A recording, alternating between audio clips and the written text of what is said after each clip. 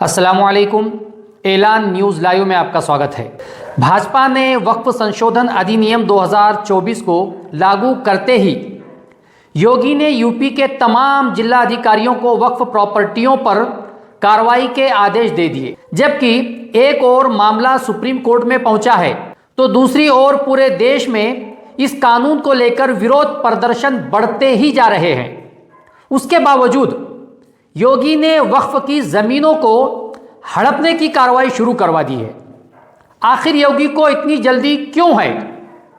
शायद योगी को इस बात का डर हो सकता है कि कहीं यह कानून रद्द हो जाएगा या कुर्सी छिन जाएगी।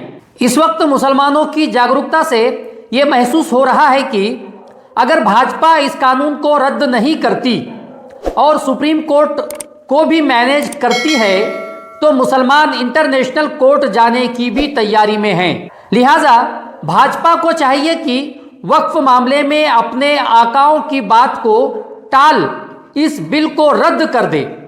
इसमें देश और भाजपा सरकार दोनों की भलाई है, क्योंकि सिर्फ विपक्ष ही नहीं अन्य गैर मुस्लिम भी इस बिल का कड़ा विरोध कर रहे हैं।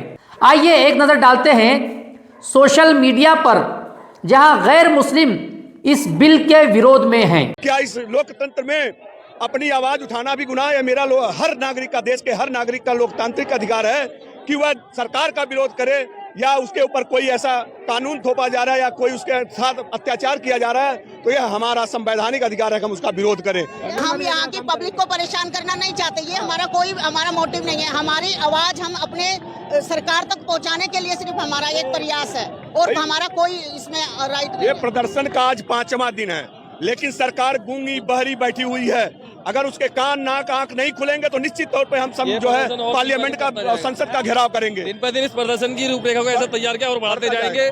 अभी भी दिल्ली की 7 कोर्ट बंद है। दिल्ली की हाई कोर्ट, सुप्रीम कोर्ट ने भी आश्वासन दिया है, वो भी हमारे साथ स्ट्राइक में आएंगे। इसके अलावा हम किसी को कुछ नहीं करने देंगे। तो राय ली होगी ना? नहीं, हमारे अगर राय ली होती तो ऐसा बिल, इसको काला कानून हमने जो नाम दिया है ऐसे नहीं दिया। किसी भी वकील से एक बार भी डिस्कशन नहीं करी गई। हमारी कोऑर्डिनेशन कमेटी, हमारी बार काउंसिल, किसी से भी एक बार भी डिस्कशन नहीं हुई, सिर्फ और सिर्फ वकीलों के खिलाफ। ये जो वक्त का बिल है ना, ये सबको पता है कि ये बिल किसके लिए आया और किसके लिए पारित हुआ, किसके लिए पास हुआ, सबको पता है। ये इस देश के उद्योगपतियों के लिए पास हुआ है जिनका घर वक्त की जमीन पे बना हुआ है। अब कल को उनके घर के ऊपर खतरा ना मंडराए, उनके घर पे बुलडोजर ना चला दिया जाए या उनके घर को ना गिरा दिया जाए, इसके लिए सरकार पहले ही उनके लिए बिल लेकर आ गई। वक्त की जमीन कोई सरकारी जमीन नहीं है। सरकार का हक किसी की पर्सनल प्रॉपर्टी पर नहीं हो सकता। अगर मैं कोई प्रॉपर्टी आपको डोनेट कर रहा हूं तो उस पर आपका राइट तब होगा जब मैंने आपके नाम उसको कर दी, ठीक है ना? सरकार उसको अपने अंडर नहीं ले सकती। तो दूसरी बात ये, जमीन ले लो अपने, जी कागज दिखाओ, जमीन ले लो अपने। भाई मैं आपसे एक बात कहता हूं, कल को देश का संसद भवन है, कोई व्यक्ति इस पे दावा कर दे कि सरकार का नहीं है और सरकार से कह दे कि सरकार कागज दिखा दे और संसद भवन ले जाए, तो क्या तब तक संसद भवन के पार्लियामेंट में कोई नहीं बैठेगा?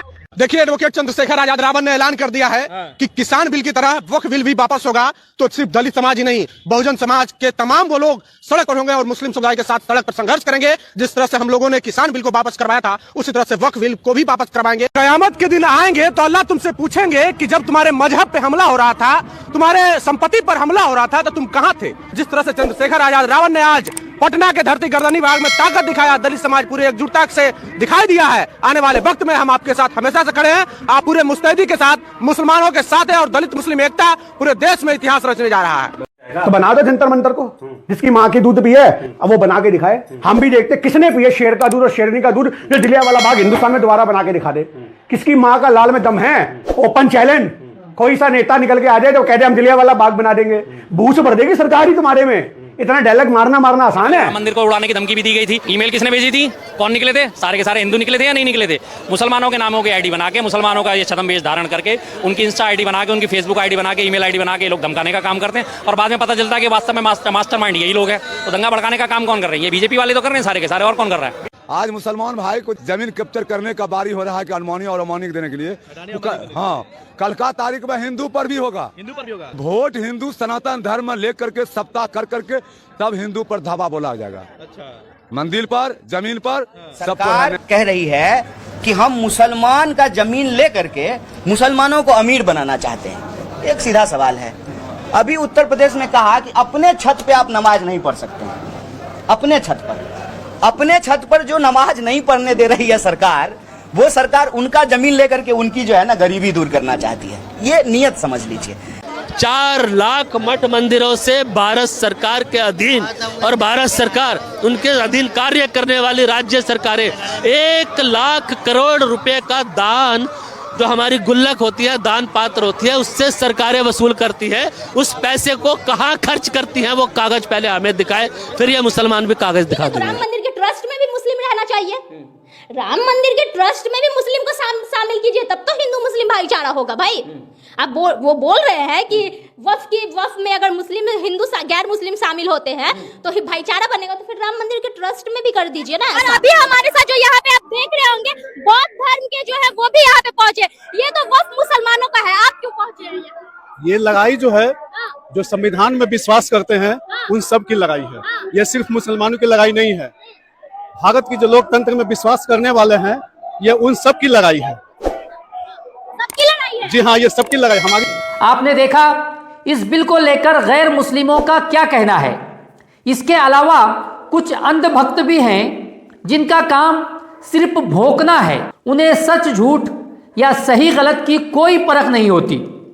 वो बेवकूफ सिर्फ भौंकते ही रहते हैं। ऐसे भी कुछ बेवकूफों को सुन लीजिए। मदरसे का कौन सा आईआईटी में सेलेक्ट होता है, बता दो मेरे को। कौन सा बच्चा आईआईटी में सेलेक्ट होता है? पंचर की दुकान करता है, नाई की दुकान करता है, कहीं जो है हजाम बनाता है, कहीं कबाड़ी बेचता है। ये नहीं चाहते सारे मुसलमान। सुन लो इस चैनल के माध्यम से, ये जितने ओवैसी हैं, अखिलेश यादव है, कांग्रेसी हैं, आम आदमी पार्टी के हैं, इनके बच्चे पढ़ेंगे जाके विदेशों में जा करके आईआईटी करेंगे, और तुम्हारे बच्चों को ये चाहेंगे कि उठा करके जो है नाई की दुकान खोल लो, पंचर की दुकान। मुझे ऐसा भी लगता है कि आने वाले 20 सालों में, 50 सालों में हम लोग जलाए नहीं जाएंगे, हम लोग दफनाए जाएंगे, क्योंकि यहाँ पर कोई हिंदू रह ही नहीं जाएगा, और जो हिंदू होगा वो कायद मुसलमान बन चुका है। खत्म होना चाहिए। ये देश धर्म के नाम पर बांटा जा चुका है, और पाकिस्तान के रहने वालों को जनसंख्या से 3% जमीन एक्स्ट्रा दी गई थी। उसके बाद इस देश में किसी की 1 इंच जमीन नहीं बचती है। मुसलमानों को 1 इंच जमीन भी रखने का अधिकार इस देश में नहीं है। अरे एक बात बताओ, 9 लाख एकड़ जमीन तुम करोगे क्या इसी देश में? देखो इनकी दोगलापन देखो। एक तरफ कहते मुसलमान अनपढ़ है, मुसलमान को तालीम नहीं मिल रही, तो ये बताओ वक्फ बोर्ड पे कितने सारे यूनिवर्सिटी स्कूल बनाए तुमने? कौन कौन से सब्जेक्ट वहाँ पढ़ाए जाते हैं कुरान के अलावा? तालीम तुम दे रहे हो, मदरसे में पढ़ा रहे हो कुरान। इसी तरह गोदी मीडिया अपनी हड्डी के लिए अपना काम कर रहा है। दलाल मीडिया कह रहा है कि उलमा और उवैसी मुसलमानों को वक्फ बिल के खिलाफ भड़काकर विरोध करवा रहे हैं, रास्तों पर उतार रहे हैं। तो इसमें गलत क्या है? क्या अपने जायज हक के लिए आवाज उठाना गलत है? अरे दलालों, तुम तो ये चाहते हो कि इस देश के मुसलमानों, दलितों, पिछड़ों और किसानों के तमाम अधिकार छीन लिए जाएं और तुम्हारे आका हमेशा के लिए सत्ता में बने रहें। लेकिन बहुत जल्द तुम्हारा और तुम्हारे आकाओं का ये सपना देश की जनता चकनाचूर करने वाली है। अमित शाह और भक्त ये कह रहे हैं कि वक्फ का ये कानून मुसलमानों की भलाई के लिए लाया गया है। तो अरे अक्लमंदों, जब मुसलमान ही नहीं चाह रहे हैं खुद का भला करना, तो तुम क्यों परेशान हो रहे हो उनके भलाई के खातिर? ये तो अच्छा हुआ कि मुसलमान जागरूक हो रहे हैं और अपने अधिकारों के प्रति रास्तों पर उतर रहे हैं, वरना आज वक्फ में संशोधन करके वक्फ की जमीनों को छीनने की साजिश बनाई है तुमने। कल CAA NRC लाकर सरों से छत छीनने की साजिश है तुम्हारी। तुम मुसलमानों का कितना भला चाहते हो और तुम्हारी नीयत क्या है? कानून बनते ही योगी ने तो जाहिर भी कर दिया। अभी तो विवाद जारी है, लेकिन बेसब्री बंदे ने कफन में ही हक दिया। इन सब के अलावा कुछ लोग ऐसे भी हैं जो दिखते तो मुसलमान हैं लेकिन मुनाफिक होते हैं। इसमें से कुछ संघ के दलाल हैं तो कुछ गैर मुस्लिम भी हैं जिन्हें टोपी और बुर्के पहनाकर संघ अपने दलाल मीडिया के सामने खड़ा कर देता है। जैसा कि 3 तलाक बिल के समर्थन में इस कंजरी को खड़ा किया गया था। इस वक्त भी कुछ लोग टोपी और बुर्के पहनकर वक्फ बिल का समर्थन कर रहे हैं। उससे कोई फर्क पड़ता नजर नहीं आ रहा है, लेकिन टोपी और बुर्के पहनकर वक्फ बिल का समर्थन करने वालों को बहुत सोच समझकर बोलना होगा। वरना उनका अंजाम भी मणिपुर के भाजपा अल्पसंख्यक मोर्चा के अध्यक्ष और मेइती पंगल के नेता असगर अली जैसा ना हो जाए। असगर अली ने सोशल मीडिया पर वक्फ विधेयक पारित होने का समर्थन करते हुए पोस्ट किया था, जिसके बाद वहां वक्फ बिल का विरोध करने वाली भीड़ ने थौबल जिले में स्थित असगर अली के घर को आग के हवाले कर दिया। बता दें कि कुछ बेवकूफ दलाल ये भी तर्क दे रहे हैं कि ओवैसी, जमीयत उलमा या कुछ मुस्लिम तंजीमों, ट्रस्टों के पास करोड़ों की वक्फ की जमीन है, इसलिए वो इस कानून का विरोध कर रहे हैं। शायद इन बेवकूफ दलालों ने वक्फ संशोधन को पढ़ा भी नहीं है। इन्हें मालूम होना चाहिए कि अब तक वक्फ की जमीनों को वापस लेना आसान था, लेकिन इस संशोधन के बाद वक्फ की जमीनों को वापस लेना मुश्किल ही नहीं बल्कि नामुमकिन हो जाएगा। अगर आप हमारे इन विचारों से सहमत हैं तो इस वीडियो को लाइक कीजिए, शेयर कीजिए और कमेंट बॉक्स में अपने विचार जरूर बताइए। ऐलान न्यूज़ लाइव, हमारी खबर आपका हौसला।